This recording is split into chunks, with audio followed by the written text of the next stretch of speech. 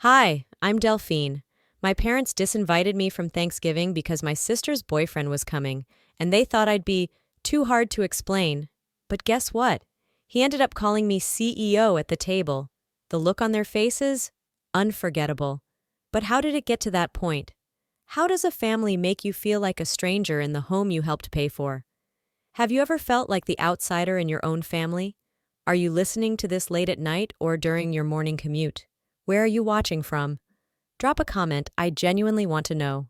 Diane texted me earlier in the week. You're welcome to come if you want. No address, no time, just that. Like it was an obligation, not an invitation. I parked across the street from the house I grew up in, engine running longer than necessary. The porch light flickered against the front steps like it wasn't sure I belonged there either. Still, I walked up. Diane opened the door with a smile so tight it hurt to look at. Oh, you came. That's good. Richard appeared behind her, already turning away. Marla's laughter echoed from the living room, followed by a voice I didn't recognize. Clayton, probably. Inside, the dining table was already fully set. Silver chargers, wine glasses, folded napkins. 7 seats. I scanned for mine. Nothing. No plate, no name card, just an empty corner.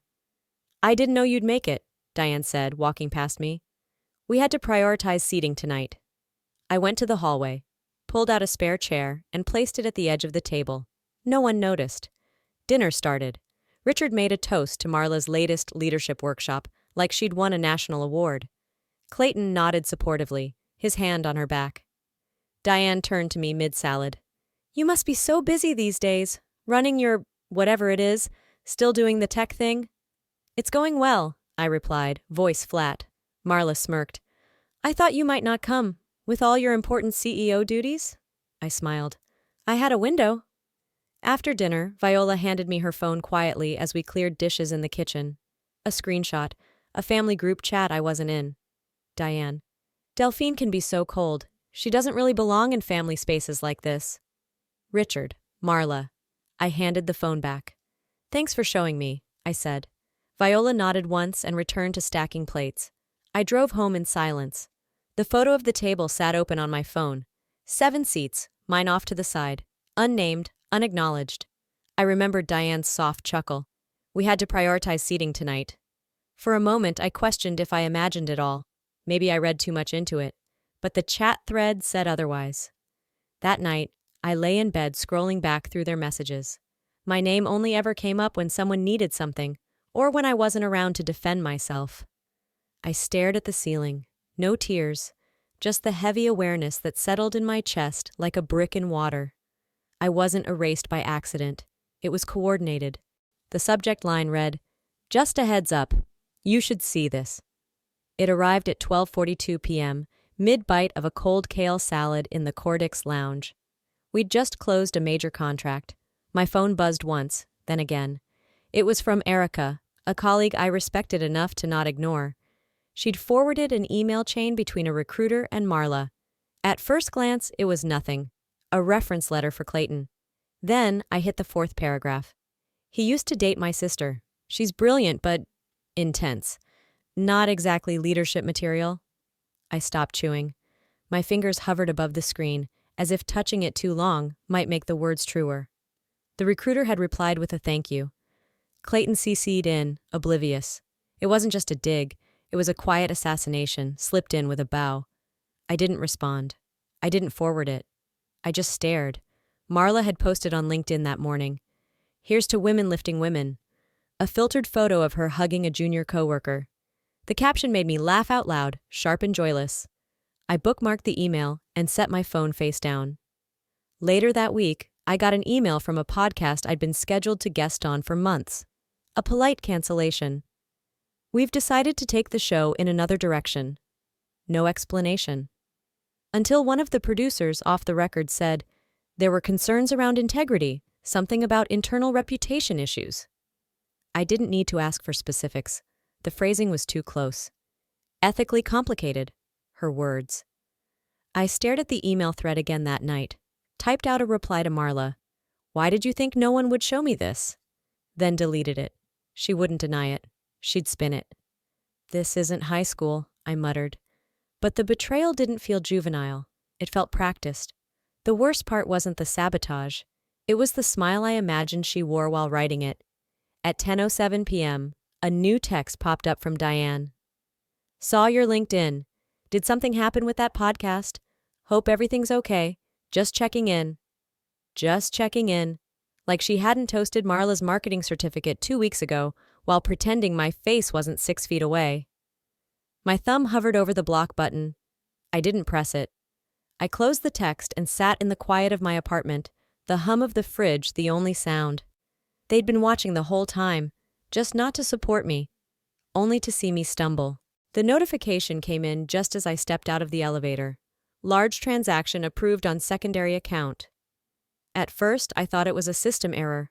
That card hadn't been touched in over 6 months. I opened the app anyway. $3,472. Catering. Upscale location in downtown Austin. My heart didn't race. It just slowed, like someone pressing a hand against my chest and holding it there. I checked the statement. The name on the receipt, Marla Kinsey, event, private dining, birthday celebration, room for 24. I stared at the screen until the numbers blurred. Marla, again. The card was one I gave her years ago for emergencies. Car trouble, rent gaps. Just until my next bonus comes in, she had said. Apparently, celebrating Clayton's birthday without inviting me qualified. I opened Instagram. Her post was still fresh. A picture of her and Clayton under dim lighting, champagne flutes raised. Caption, to the man who makes every day feel like magic, #grateful #surrounded by love. I wasn't even tagged. Not even a comment about who funded the magic. The card was linked to my family's joint financial profile. Freezing it wouldn't just cut off Marla. It would set off alarms with my parents. I called the bank anyway. Are you sure? The rep asked. It's a family-linked account. Would you like us to notify the secondary users? I hesitated. No, not yet. Just monitor it, flag any activity. The next day, Marla called. Hey, she said, voice too cheerful. You're probably busy with CEO stuff, but quick favor. Clay's looking at a permanent position in Austin. You still know someone on the chamber board, right? Did you use my card for his birthday party? She paused. It was for him. You always say you support love. I didn't respond. Come on, Del. Don't make this a thing. People already think you're cold. Don't prove them right. I hung up before she finished. Back in my apartment, I sat on the floor with my back against the kitchen cabinet. My hands weren't shaking. My voice hadn't cracked. But inside, something broke quietly. They weren't just stealing from me. They were curating the story that would survive me. I opened my laptop, navigated to the auto-pay section tied to the family mortgage. My cursor hovered over the cancel payment button. I didn't click it, not this time. But the next time they stole from me, it wouldn't be quietly. Did your dad really coach debate back in high school? Clayton asked the question as casually as someone might ask about the weather. We were halfway through the weekly ops meeting, just wrapping up Europe expansion logistics when he tossed it out. I blinked. What? He smiled, oblivious. Marla mentioned it once, thought it was cool. I nodded, but the back of my neck burned. That detail wasn't public. It wasn't in any article or board bio. The only people who knew were the ones who lived in that house, one of whom had carefully kept my connection to Clayton hidden until now. And now, suddenly, it slipped. After the meeting, I shut my office door and opened my text thread with Marla. No mention of him working at Cortex, no acknowledgement of the overlap. The omission hit differently now. It wasn't privacy, it was precision. She hadn't forgotten. She calculated. Later that afternoon, Clayton knocked on my office door. Got a second? He asked, holding a folder. I motioned him in but kept my tone clipped. He mentioned something about an R&D file, but my responses were short, automatic. Finally, he paused. Did I say something wrong? I looked at him. No, you just reminded me of something I forgot I buried. He looked like he wanted to ask more. He didn't. That evening, I got an email alert. My name tagged in an article on a mid-tier industry blog. The title, Why We Romanticize Difficult Women in Tech. One line stood out. Behind every female founder is a dozen burned bridges and frozen smiles. Anonymous author. No citations. But the phrasing felt too familiar. It traced the post back to a Wi-Fi IP registered to Marla's building. Of course it did. I printed it, tacked it to my corkboard at home next to the catering receipt from Clayton's birthday and the flagged transaction from the bank. Exhibit B. I wasn't ready to burn the world down, not yet, but I was done pretending this would fix itself. Around 9 p.m., Clayton emailed. I've noticed some distance. If I've crossed a line, I want to be respectful. Let me know. I read it twice, then again. My fingers hovered over the keyboard. There was nothing to say. Not to him. The lies weren't his, but the damage didn't need his permission to spread. The call came at 2:11 a.m. I didn't even have to check the screen. Only one person would call me at that hour without it being an emergency. And this wasn't one. I answered. You embarrassed the entire family, Richard said. No hello, no hesitation. If you think you're better than us, don't call me your father. His voice was even, controlled. That made it worse. I could handle rage, but not the kind of silence he used like a weapon. Like shame. I didn't reply. I didn't hang up either. We just sat there in the static. He ended the call first. I stared at the window. My reflection looked back at me, tired, but somehow still bracing for impact. I whispered to no one. He meant every word. 16 years ago. He missed my graduation because Marla had a dentist appointment. Said it wasn't personal. The next morning, I stopped at a cafe near the office. My card declined. I tried again. Declined. I checked the app. My main account was fine. The secondary, one tied to the mortgage, utilities, and 3 ghost cards, was locked. Suspicious activity, the message read. I called the bank. The voice on the other end was chipper, unaware. Looks like someone tried to access funds using an old family-linked login from an Austin address. He didn't even change the IP. I hung up. I could still see the folders in my financial dashboard. Family rent, Marla lease, mom's dental. A decade of being the backup plan, a silent co-signer, a silent everything. This wasn't generosity. It was a subscription to approval I never received. I opened my private account manager chat. Shut down all linked access, I typed. Permanently, no notifications, no exceptions. Understood, they replied. I opened a folder titled Family Finances Monthly and hit delete. It didn't feel good, but it felt like air. That night I drafted an email to Richard. I withdrew, finally, from more than one account. I didn't send it, not yet. I used to call it loyalty, but it's starting to look a lot like self-betrayal. The day started with precision. I wore the navy suit, the one with sharp shoulders that made me feel like I could walk through fire without catching a spark. The Cordex boardroom had been prepared since 7 a.m., projector tested, investor folders stacked, water bottles aligned like soldiers. I was presenting our European expansion strategy. 18 months of development, research, and negotiations compressed into 23 slides. My voice was steady, my team attentive. Even Clayton, seated near the back, looked proud. Then the door slammed open. I didn't turn at first, but the collective silence behind me forced it. Marla stood there, breathless and polished, like she'd practiced her entrance in the car. Her lipstick was too red for a Thursday morning. Her voice was trembling, just enough to sound fragile. You stole him. The sentence dropped like a grenade. Admit it. He was mine. The room froze. One of the board members coughed and looked down. Someone else shifted in their seat. Clayton went pale. I didn't blink, didn't even lower the remote in my hand. I glanced at security through the glass. One nod. 2 guards approached. Marla didn't resist. She just kept her eyes on me as they escorted her out. I closed my laptop. We'll take 5. No one moved for a moment. Then murmurs started, chairs scraped. Clayton stood and walked toward the window. He didn't say a word. I poured myself a glass of water, drank slowly, let them watch me recover like it was nothing. Because it was nothing. Because if I let it be more, I'd break. The rest of the meeting happened in a blur. I answered questions. I confirmed numbers. I delivered. No one brought her up again.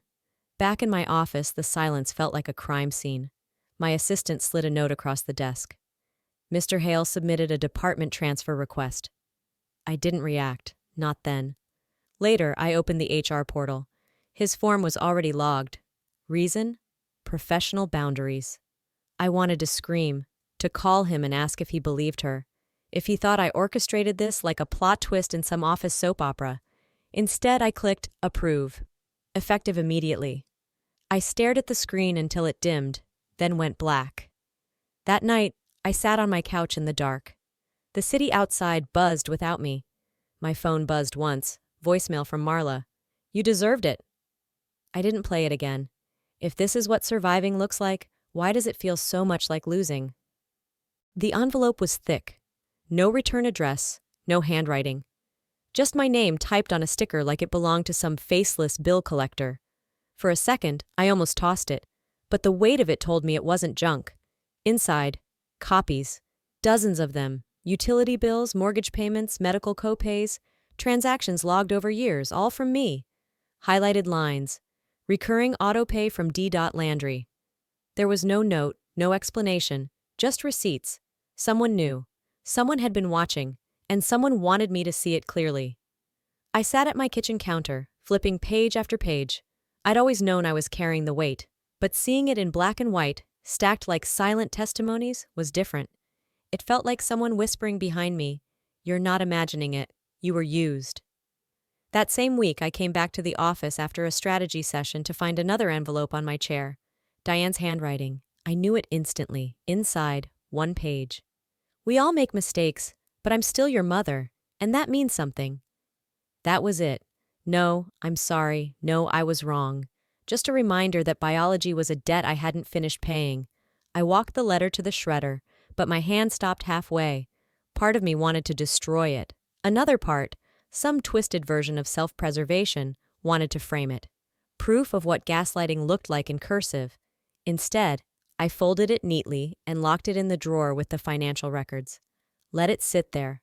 Let it rot there. That night, I pulled out the anonymous packet again, marked each page with red tabs, created a spreadsheet. Not to use, not yet, just to see it fully, just to stop letting them make me feel like I was being dramatic. Exploitation. That's what it was. Not love, not family, not duty. I stopped pretending. At 11:36 p.m., a text came from an unknown number. "Don't be the reason this family breaks." I stared at it. No name, no punctuation, just one final plea to shoulder the blame for the collapse they engineered. Maybe I already was. Or maybe I was just the first to stop pretending it wasn't broken. The text came in mid-morning, written with syrup. "We'd love to see you again, but maybe don't talk too much about the company. Marla's still healing." No greeting, no apology, just a soft-edged boundary wrapped in sugar. I almost deleted it, almost pretended it never arrived. But something inside me flickered. Not anger, not hope. Something sharper. Closure. I replied with a single word. Noted. That evening, I chose the navy suit again, the one that made people sit straighter when I entered a room. No family-approved cardigan, no compromise. The house looked the same, smelled the same, lemon-scented cleaner masking over something rotting. The dining table was set with the same silverware I grew up polishing for holidays I was barely part of. Clayton stood when I walked in. That alone made everyone pause. Richard nodded stiffly, like it pained him. Diane greeted me with a flustered smile that didn't reach her eyes. Marla didn't even bother. Halfway through appetizers, it happened. "Miss Landry?" Clayton said, raising his glass toward me. "It's good to finally work with a CEO who actually listens." The silence that followed was instant and violent. Richard blinked. Marla dropped her fork. Diane looked like she'd swallowed broken glass. They hadn't known, and now they did. "Oh," Diane said, too brightly. "Delphine's done well for herself, but we always knew she'd go far." No one bought it, not even her. Viola sipped her wine and raised one eyebrow. I didn't say a word, just smiled, ate, watched. Marla excused herself before dessert. Richard followed, muttering something about work emails. Diane lingered, hand brushing my shoulder as I stood. "Just remember," she whispered, tone suddenly motherly, "family's all we have." I leaned close. "Then maybe you should have treated it like it mattered." The ride home was quiet. I rolled the window down halfway, letting in the November air, sharp and clean. In my lap, my phone vibrated once. I opened the messaging app, created a new thread. No one from the old group chat was there. I typed one name, Viola. No caption, no explanation. You don't owe anyone your presence just because they share your blood. Thanksgiving morning started with silence and sunlight. I was stirring cinnamon into a pot of yams when my phone buzzed. One new message.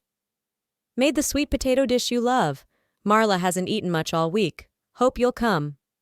No greeting, no name, just Diane's voice hiding in sweetness, trying to sound like love instead of guilt. I put the phone face down on the table, stirred again. The kitchen smelled like autumn, real, not manufactured. This time, I was the one cooking. Not for them, for my team, my people. By noon, the apartment was full. Viola walked in with 2 pies and a shrug. You didn't say what kind, so I brought both. Laughter followed her like a breeze. My assistant came with her brother. Clayton wasn't invited, and that mattered more than I'd expected. The table was mismatched. Plates didn't match. Some people sat on folding chairs. No one cared. They passed food, shared stories, complimented my cranberry sauce. I didn't think about who was missing. I thought about who stayed. 16 years ago, I made a hand-traced turkey card and left it on Richard's pillow. He never mentioned it, but he posted a blurry photo of Marla's 3rd-grade poem with the caption, "Heart of a Writer." I was done auditioning. By the time the pie was sliced, I'd forgotten the phone until it buzzed again. 6 unread messages. One from Marla. Are you really not coming? We were hoping you'd fix this. I didn't open it. I opened Instagram instead. Snapped a photo of our crowded table, someone mid-laugh, a kid dancing in the background, captioned it simply, "Grateful for chosen spaces." That evening, I typed a message to Diane. 4 times. Each draft more honest than the last. None survived. I stared at the empty text box, the blinking cursor, the silence, and I let it win. Sometimes healing doesn't look like a conversation. Sometimes it's silence, finally chosen by the one who was never allowed to speak. Sometimes the hardest thing isn't walking away, it's staying away. And yet, choosing distance can be the most loving thing you do for yourself. I used to think family meant loyalty, silence, endurance. But what I've learned is that real family, chosen or given, never asks you to disappear in order to belong. If you've ever felt like the outsider at your own table, if you've been the one always making space for others but never offered a seat, then hear this. You are allowed to stop performing. You are allowed to protect your peace. So let me ask you, what would it look like to finally choose yourself? I'd love to hear your thoughts. If this story resonated with you, drop a 1 in the comments or tell me where you're watching from. And if it didn't, that's okay too. Tell me why. I want to understand. If this video touched your heart, consider subscribing so you don't miss the next story. You never know. Your story might be next.